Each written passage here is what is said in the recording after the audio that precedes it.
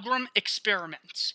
In brief, the Milgram studies were designed to determine to what degree ordinary people would inflict pain upon strangers simply because an authority figure told them to.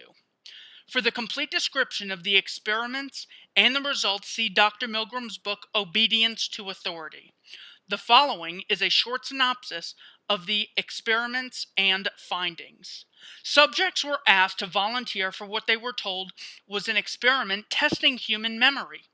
Under the supervision of a scientist, the authority figure, one person was strapped into a chair and wired with electrodes, and the other, the actual subject of the study, sat in front of a shock generating machine. The person in front of the zapper machine was told that the goal was to test whether shocking the other person when he gave the wrong answer to a memorization question would affect his ability to remember things. The true goal, however, was to test to what degree the person in front of the zapper machine would inflict pain on an innocent stranger simply because someone in the role of authority told him to. The zapper machine had a series of switches going up to 450 volts, and the zapper subject was supposed to increase the voltage and administer another shock each time the zappee got a wrong answer.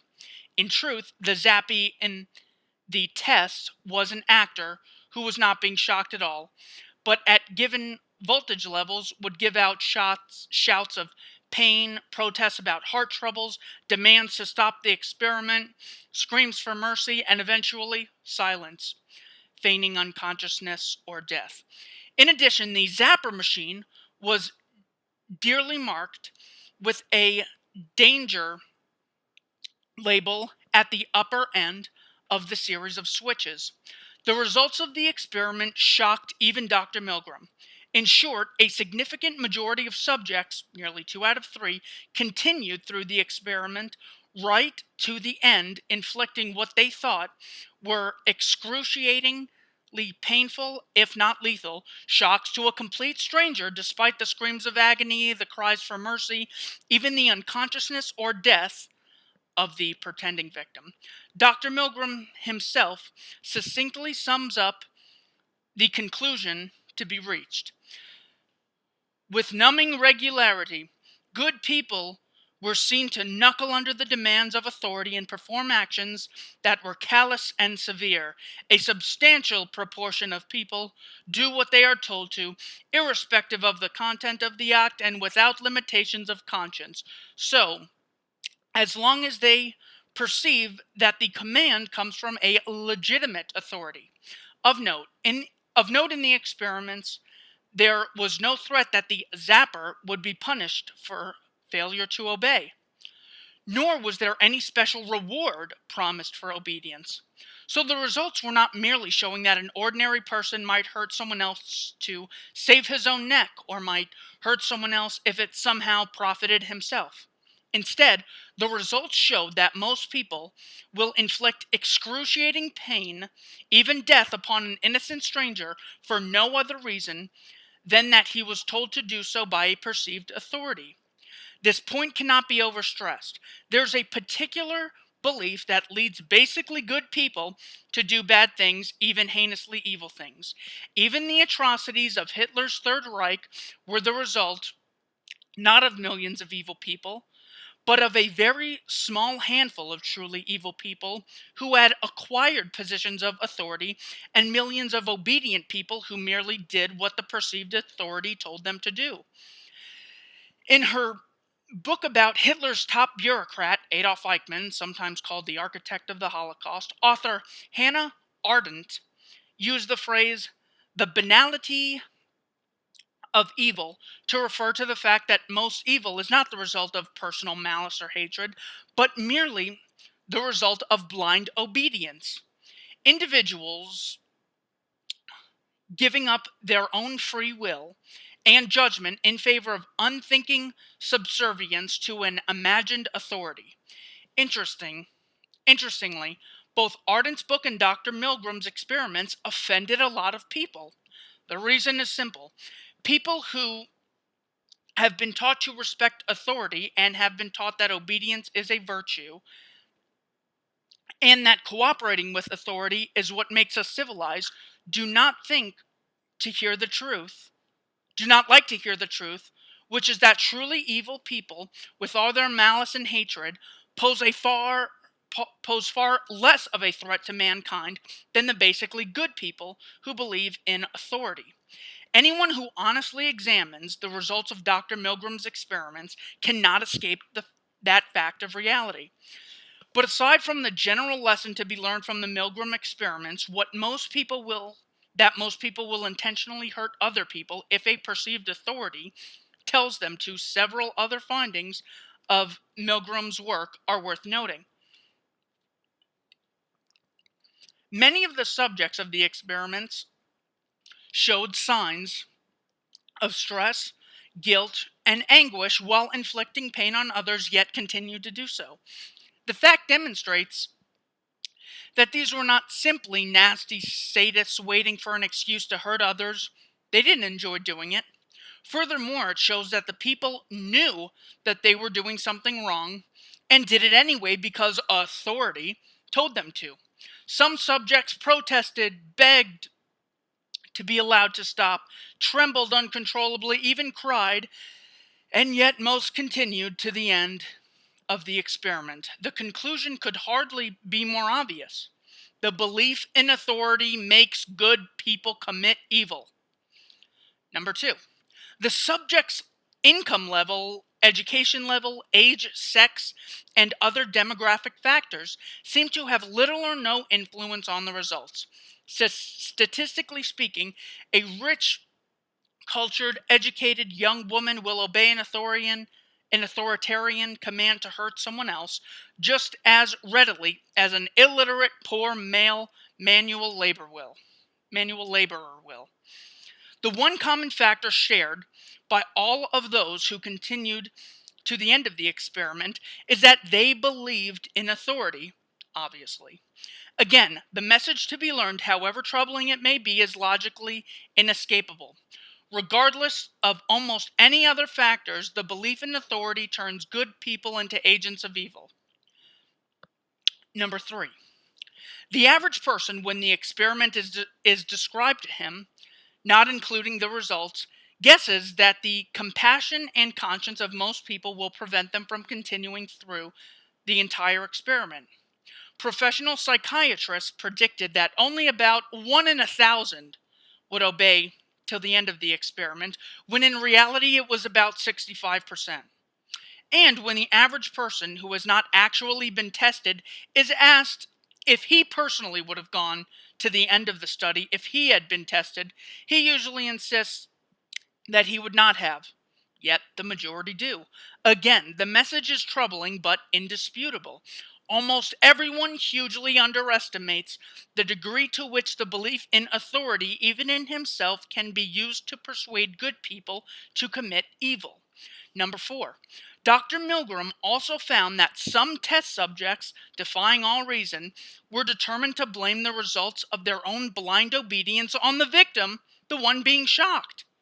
In other words, through whatever twisted mentality it took some of those doing the shocking, imagine that the ones being shocked were somehow to blame for his own suffering.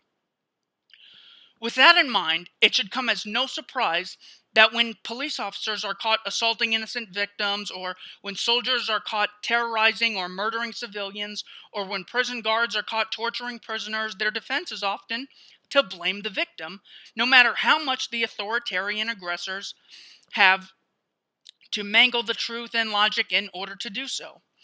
Interestingly, even though at the Nuremberg trials, just following orders was not accepted as a valid excuse for what the Nazis did, it is still the standard response from countless soldiers, police, tax collectors, bureaucrats, and other representatives of authority whenever the morality of their behavior is questioned.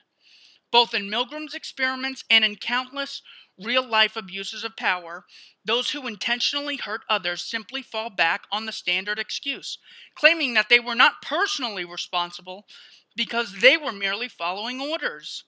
In the Milgram experiment, several subjects even directly asked the authority figure which of them was responsible for what was happening.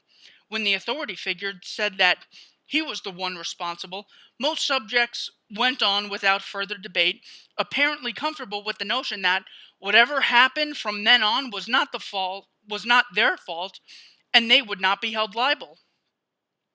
Again, the message is difficult to escape. The belief in authority allows basically good people to disassociate themselves from the evil acts they themselves commit, relieving them of any feeling of personal responsibility.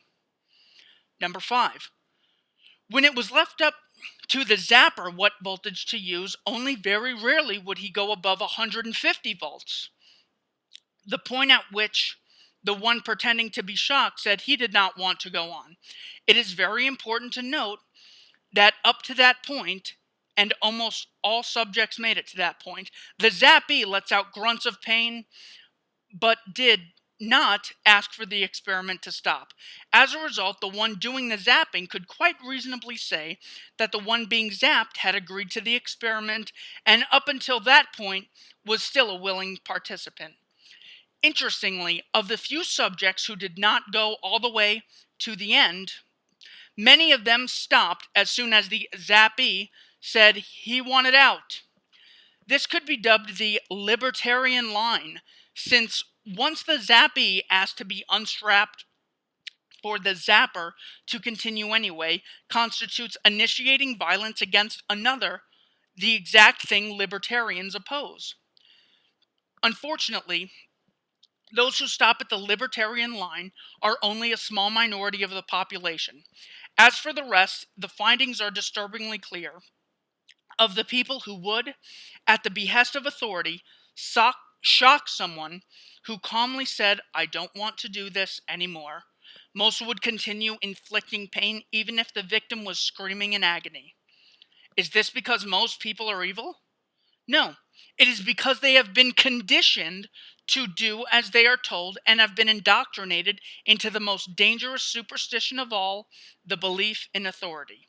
It should be noted that even Dr. Milgram could not escape his own indoctrination into the cult of authority worship. In passing, and with very little comment, he opined that we cannot have a society without some structure of authority. He made a weak attempt to defend teaching obedience to authority by saying, "Obedience is often rational. It makes good sense to follow the doctor's orders, to obey traffic signs, and to clear the building when the police informs us of a bomb threat." Yet none of those examples actually requires or justifies the belief in authority. Despite the way people often talk, doctors don't give orders. They are authorities in the sense that they are knowledgeable in the field of medicine, but not in the sense of having any right to rule. As for the other examples, the main reason to observe the rules of the road or leave a building with a bomb in it is not because of obedience to authority as a virtue, but because the alternative is injury or death. If some non-authority in the theater pulled a bomb from under his seat, held it up for all to see, and said, "A bomb, let's get out of here," would everyone else stay there because that person was not perceived as an authority? Of course not. And if government repealed the law saying which side of the road everyone should drive on, would people start randomly swerving around? Of course not. They would keep driving on the right side because they do not want to crash into each other. So, although even Dr. Milgram clung to the notion that the belief in authority is sometimes necessary and good, he gave no rational argument to support such an assertion. It is a testament to the strength of the myth of authority that even someone who has witnessed what Dr. Milgram had witnessed was still unable to completely give up the superstition. After Dr. Milgram publicized his findings, many were shocked and dismayed by the extent to which normal people were willing to inflict pain or death upon innocent strangers when instructed to do so by a perceived authority. Similar tests performed since Dr. Milgram's experiments have yielded similar results, which continue to shock some people. However, the results really should not be surprising to anyone who has taken a look at how most human beings are raised.